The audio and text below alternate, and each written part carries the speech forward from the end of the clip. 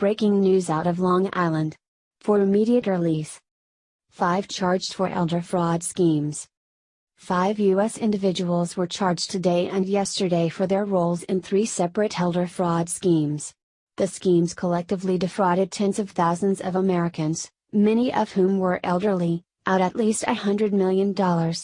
4 defendants were charged in the Eastern District of New York, the other was charged in Southern District of Florida. Earlier this year, when we announced the largest elder fraud sweep in history, we sent a clear message: we will hold perpetrators of elder fraud schemes accountable wherever they are, said Attorney General Jeff Sessions. When criminals steal the hard-earned life savings of older Americans, we will respond with all the tools at the department's disposal: criminal prosecutions to punish offenders, civil injunctions to shut the schemes down, and asset forfeiture to take back ill-gotten gains. Today's indictment shows we are following through on this promise, and fraudsters everywhere should take note of it. 3 Long Island residents indicted for multi-million-dollar fraud scheme. 3 Long Island residents were charged with running a fraudulent mass mailing scheme that tricked thousands of consumers into paying at least $30 million in fees for falsely promised prizes. An indictment unsealed Wednesday charges Tully Loviza, 55, of Huntington Station, New York, Sean Sullivan, 37, of Merrick, New York, and Lorraine Chalavoutis, 61, of Green Lawn, New York, with mail fraud, money laundering, and conspiring to commit those offenses. The indictment also charges Loviza with perjury and additional wire fraud and money laundering offenses. U.S. Postal inspectors arrested all 3 defendants this morning.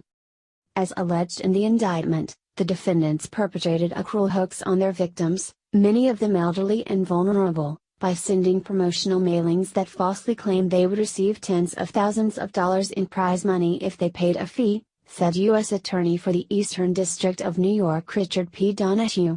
In so doing, Loviza violated prior court orders directing him to stop engaging in mass mailing operations, and his co-conspirators were well aware of prior enforcement action to stop this conduct. Protecting the elderly from brazen predators like the defendants is a priority of this office and the Department of Justice. The defendants' prize promotion mailings led recipients, many of whom were elderly and vulnerable, to believe that they could claim a large cash prize in exchange for a modest fee, according to the indictment. This was false. Victims who submitted fees did not receive large sums of money, the indictment alleges.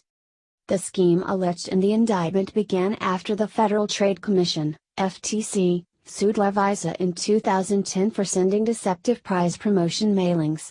In response to that suit, a court enjoined Loviza from any involvement with prize promotion mailings. But, as alleged in the indictment, Loviza did not stop. Rather, the indictment alleges that he worked with Sullivan and Chalavoutis to set up numerous prize promotion companies using straw owners and aliases to continue defrauding hundreds of thousands of consumers. Chalavoutis, who provided various important operational services, allegedly helped conceal Loviza's and Sullivan's control of the operation and misled others about the nature of the business. The perjury charge against Loviza relatedly stems from his submission to the FTC of a false compliance report, in which he claimed only to own a construction company and not be involved in prize promotion mailings. The additional wire fraud and money laundering charges relate to Loviza's alleged further deception of the FTC related to the court-ordered sale of a home he owned in Las Vegas. According to the indictment, Loviza arranged a sham sale of the house in September 2012 that allowed him to maintain control of the home and only disgorge $155,500 to the FTC. Loviza then allegedly sold the house in April 2015 for $540,000. For far too long, fraudulent solicitations such as these have flooded seniors' mailboxes. This indictment demonstrates a strong desire to end this conduct when administrative or civil remedies have been circumvented by these individuals at every opportunity, said Chief Postal Inspector Guy Cottrell.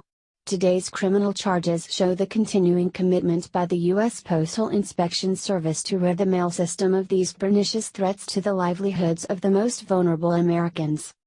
The mail fraud, wire fraud, and conspiracy charges each carry a statutory maximum sentence of 20 years in prison.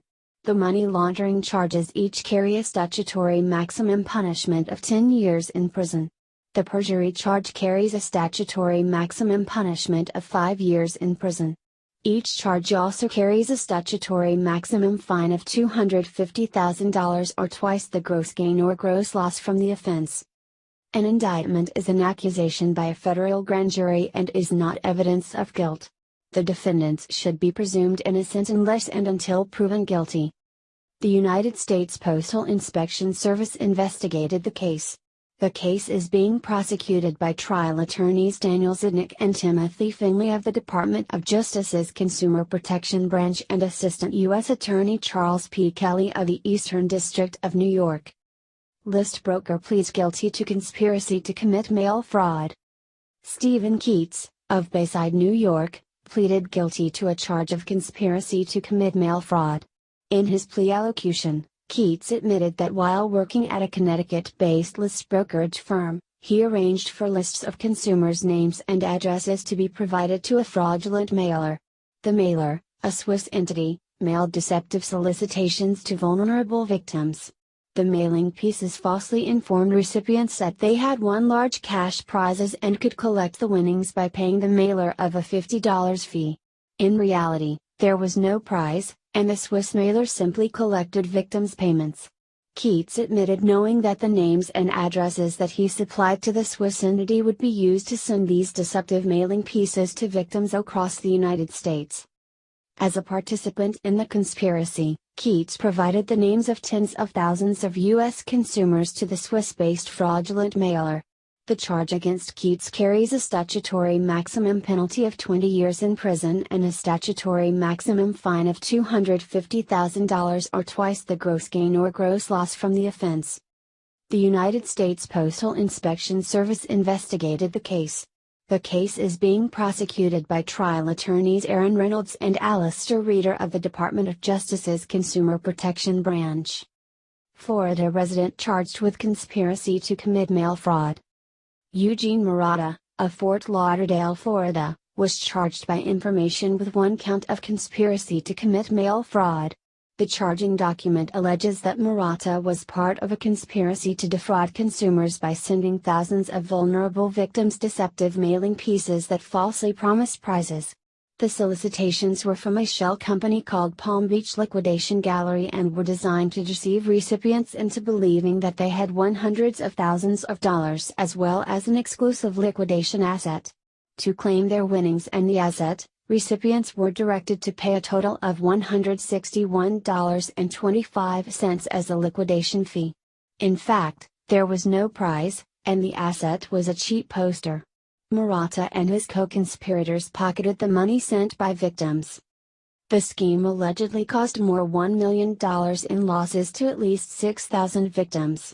The charge against Murata carries a statutory maximum penalty of up to 5 years in prison and a statutory maximum fine of $250,000 or twice the gross gain or gross loss from the offense. A criminal information is an accusation and not evidence of guilt. The defendant should be presumed innocent unless and until proven guilty. The United States Postal Inspection Service investigated the case. The case is being prosecuted by trial attorney Aaron